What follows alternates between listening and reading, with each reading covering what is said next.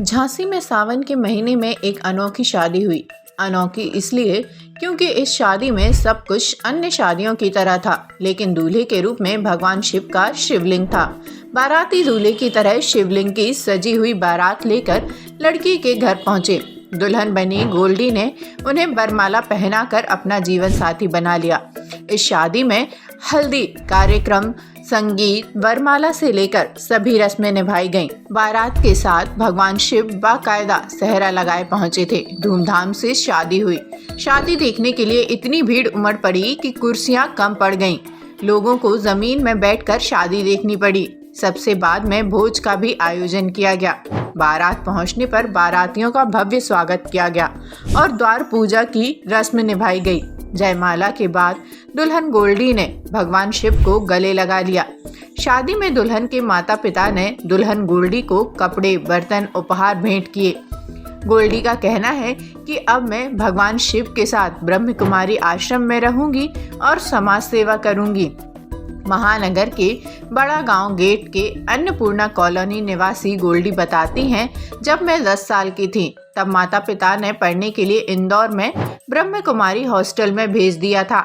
Hostel में रहकर 6वीं कक्षा से ग्रेजुएशन तक पढ़ाई की, साथ ही आध्यात्मिक पढ़ाई भी की। इसके बाद समाज सेवा में मन लग गया।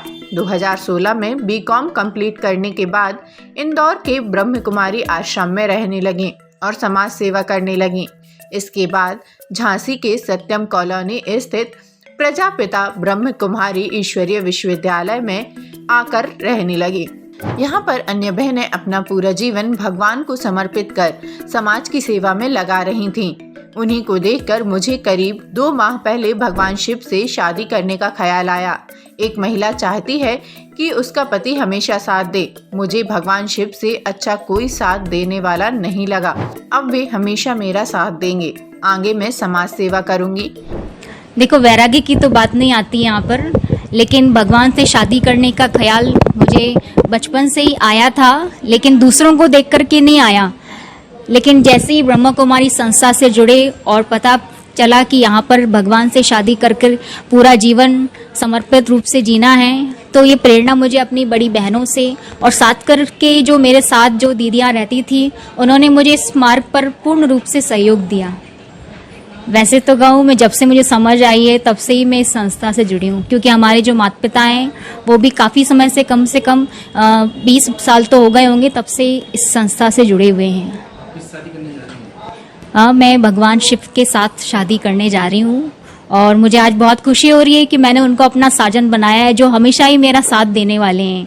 देखो, एक कन्या होती वो चाहती है कि उसका पति हमेशा ही साथ दे, तो भगवान शिव तो हमेशा ही मेरा साथ देंगे।